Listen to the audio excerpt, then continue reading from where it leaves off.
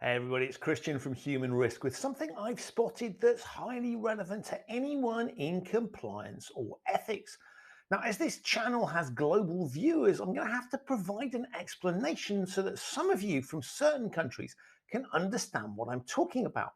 So, for the rest of you, please bear with me while I bring some viewers, particularly those in Germany and Japan, up to speed with a dynamic they won't have seen in their own country.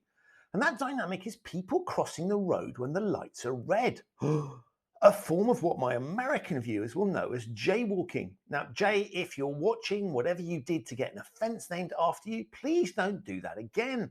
Now, I know some of you will find this hard to believe, but there are countries where people don't respect the traffic lights and they simply cross the road when it's red. And one of those countries, I'm sad to say, is the UK. And perhaps unsurprisingly, it happens quite frequently in big cities like London. And last year, Transport for London did some research and discovered that 80% of pedestrians will cross within 30 seconds of arriving at a pedestrian crossing, irrespective of whether there's a green man showing. And worse, more than half people cross within 5 seconds of arriving. So effectively aren't even looking to see if the lights are going to change at all. And this matters significantly because in 2018, half the people killed or seriously injured in road collisions in London were actually walking. So improving safety at road crossings could prevent a lot of accidents. And what's more, the research also identified that many drivers saw traffic lights turning to red as a signal to accelerate through them, thereby increasing the risk. Now, nobody talks about it in these terms, but what you've got here is a classic compliance situation. A set of sensible sounding rules have been created to mitigate an obvious risk, and they've been made pretty simple for people to follow. Only proceed when your light is green and stop when it's red. But it's clearly not working because, surprise, surprise, people don't always simply follow the rules, even when they understand what the rules are there to do.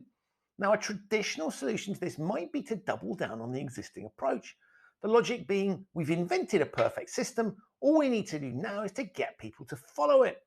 And we could do that by, say, reminding people not to cross the road when the lights are red, telling them why crossing the road is dangerous, or maybe by fining those that are caught doing it. And the trouble with those approaches, good as they sound, is that they're missing the point.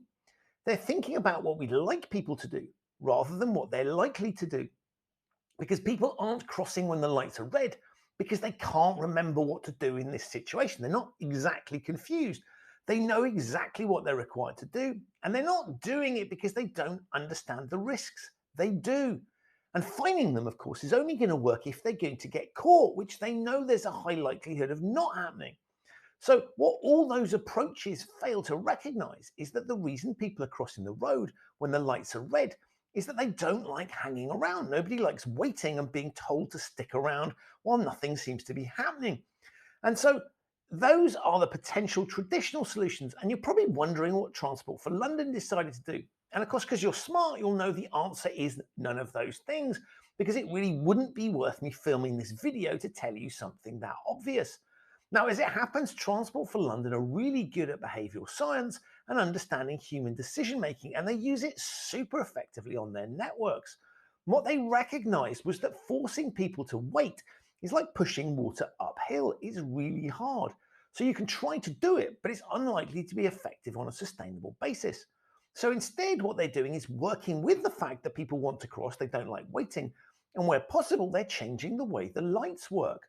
Traditionally, on-demand traffic lights default to allowing cars through, except when pedestrians press the button. And what they've introduced in some changes is a system that gives pedestrians the right to cross unless traffic is detected.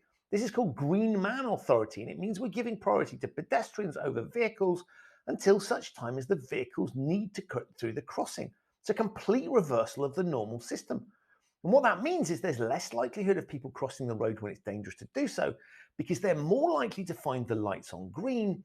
And even if the lights are on red when they get there, they're going to change to green very quickly. In short, a super smart way of recognizing how people actually behave and working with that to deal with the underlying risk. So there's a great compliance lesson here.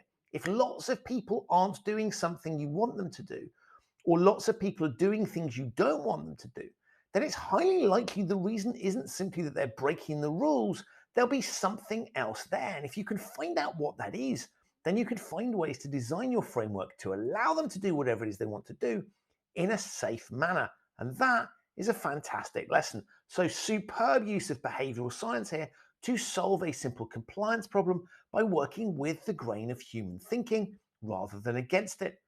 Thank you for watching. If you like this video, please just hit the like button down below. Unlike the buttons on traditional crossings, it'll register immediately and you can be on your way. I'll see you next time for another one of these videos.